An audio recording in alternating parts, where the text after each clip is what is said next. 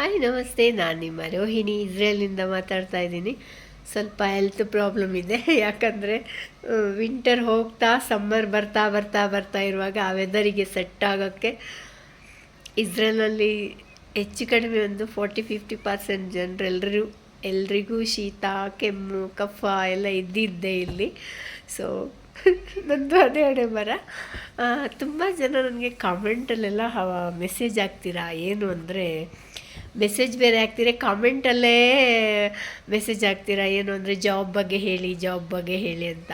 ನಿಮ್ಮನ್ನು ಇಸ್ರೇಲ್ ಯಾವತ್ತೂ ಬನ್ನಿ ಬನ್ನಿ ಅಂತ ಹೇಳುತ್ತೆ ನಾವು ವಿನಃ ಬರಬೇಡಿ ಅಂತ ಯಾವತ್ತೂ ಈ ಕಂಟ್ರಿ ಹೇಳಲ್ಲ ನಿಮಗೆ.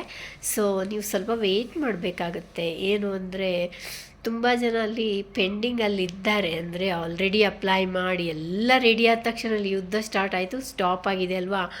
ಸೊ ಎಲ್ಲರೂ ಅಲ್ಲಿ ರೆಡಿ ಇದ್ದಾರೆ, ಬರುವವರು ಸಿಕ್ಕಾಪಟ್ಟೆ ಜನ ರೆಡಿ ಇದ್ದಾರೆ. ಏನು ಮಾಡೋದು ಅಂತಲೇ ಗೊತ್ತಾಗಲ್ಲ, ಅಷ್ಟು ಇದಾಗಿದೆ ಈಗ. ಅಂದರೆ ಫ್ಲೈಟ್ಗಳು ಏನಂದರೆ ಇಲ್ಲಿ ಈಗ ಫ್ಲೈಟ್ ಓಪನ್ ಆಗಿದೆ, ಎಲ್ಲರೂ ಹೋಗ್ತಾರೆ ಬರ್ತಾರೆ.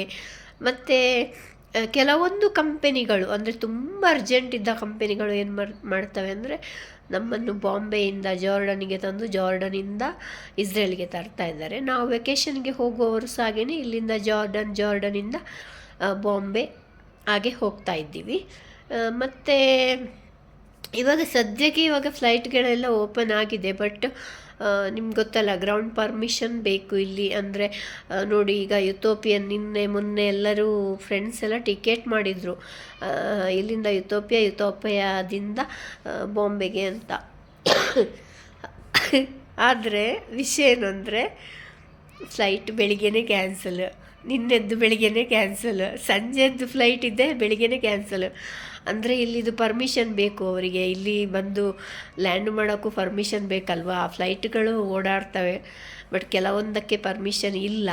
ಇವಾಗ ನನಗೆ ಇನ್ಫಾರ್ಮೇಷನ್ ಸಿಕ್ತು, 15 ತಾರೀಕಿಗೆ ಹೋಗುವವರಿಗೆ ಬರುವವರಿಗೆಲ್ಲ ಇಥೋಪಿಯಾ ಏರ್ಲೈನ್ಸ್ಗೆ ಪರ್ಮಿಷನ್ ಸಿಕ್ಕಿದೆ ಅಂತೆ.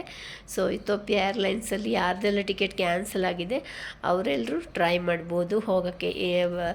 ಕ್ಯಾನ್ಸಲ್ ಅವರೇ ಮಾಡಿದ್ದಲ್ವ, ಏನೂ ಪ್ರಾಬ್ಲಮ್ ಇಲ್ಲ. ಅದನ್ನು ನಿಮಗೆ 15ಕ್ಕೆ ಈಗ ಹಾಕ್ಬೋದು, 15ಕ್ಕೆ ಟಿಕೆಟ್ ಬುಕ್ ಮಾಡ್ಬೋದು ನೀವು ಪುನಃ.